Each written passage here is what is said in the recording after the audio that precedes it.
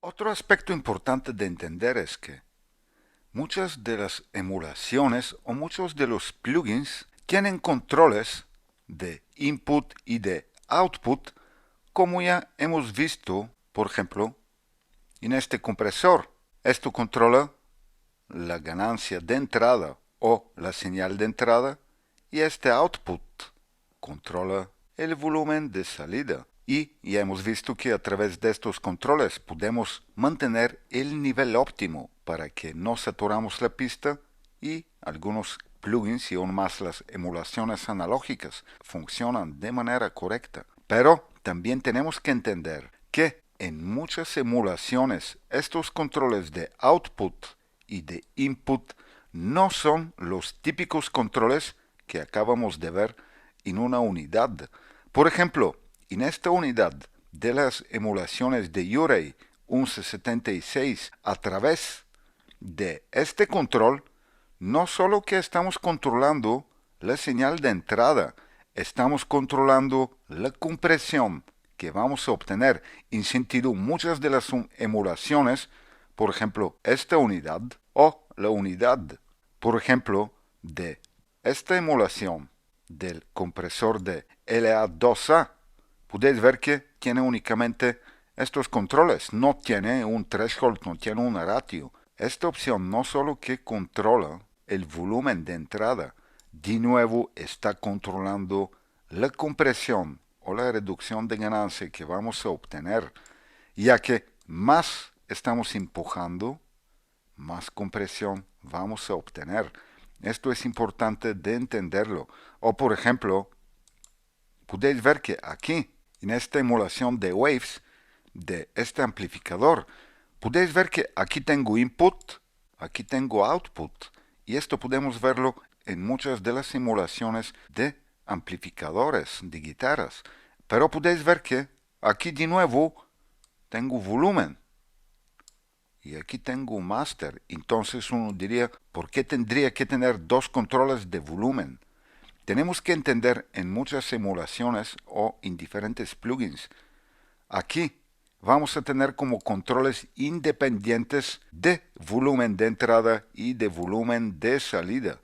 Estos controles aquí que tenemos no controlan exactamente el volumen, están controlando cómo va a funcionar todo el circuito de este plugin. En sentido, con esta opción estamos ya como empujando la señal y de tal manera la señal va a ser procesada de una manera diferente.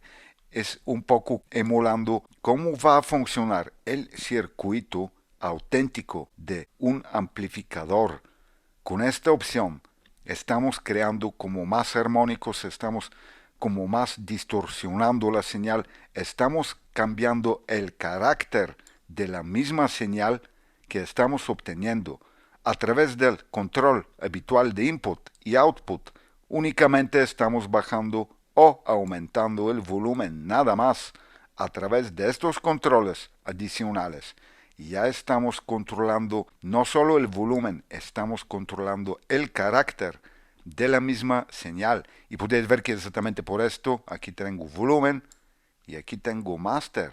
Y como ya he dicho, también en diferentes emulaciones. Por ejemplo, en esta emulación de overload, podéis ver que ahora no voy a tocar ninguno de estos ajustes. Podéis ver la compresión que tengo activando la opción de Gain Reduction, que me va a mostrar exactamente la reducción de ganancia. La compresión que tengo y moviéndolo a cero, estoy como aumentando el volumen, ya que cero es el máximo que podría obtener. Luego únicamente podría bajar. Podéis ver que ahora va a estar de tal manera y moviéndolo a cero como aquí, en este vómetro, en este medidor de reducción de ganancia, cómo voy a cambiar la compresión. I'm about to go, and then you know want me to stay here. I got to be on me, never being down. That's what it's all about. I can't take me for granted and smile.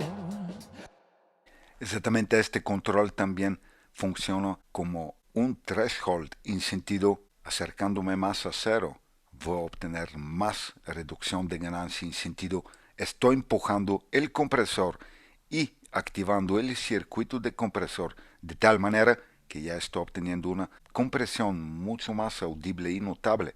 Y podéis ver que cambiando en IN simplemente me va a mostrar la señal de entrada en este vómetro. Podéis ver la señal de entrada que tengo, por ejemplo, con un ajuste de tal manera, pero cambiando en Gain Reduction, podéis ver que casi no tengo ninguna reducción de ganancia. Count the days I'm gone, begin reaching me by phone, because I promise I'll be gone for a while. When you see me again, I hope that you have been the kind of person that you really are now. Got to get it straight. How could I? Y podéis ver que aquí tengo el output que simplemente me permite de cómo establecer la salida global de este compresor. Pero podéis ver, uno diría, bueno, pero aquí tengo input y aquí tengo input y aquí tengo output. ¿Por qué? Exactamente esta es la diferencia, que este control de input no solo controla la entrada, más bien controla el threshold, la reducción de ganancia o de compresión que vamos a obtener. Este input exactamente es la señal de entrada global, desde donde podemos ajustar la señal de entrada global de este compresor. Y aquí tengo la salida global, que podría disminuir o aumentar con 15 decibelios.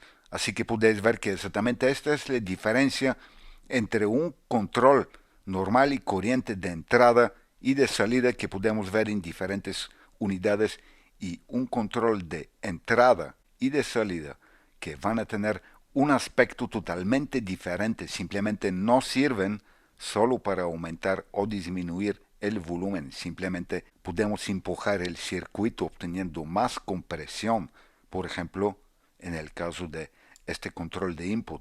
Si queremos establecer una ganancia óptima simplemente para la unidad de todo el compresor, tenemos el control global de input.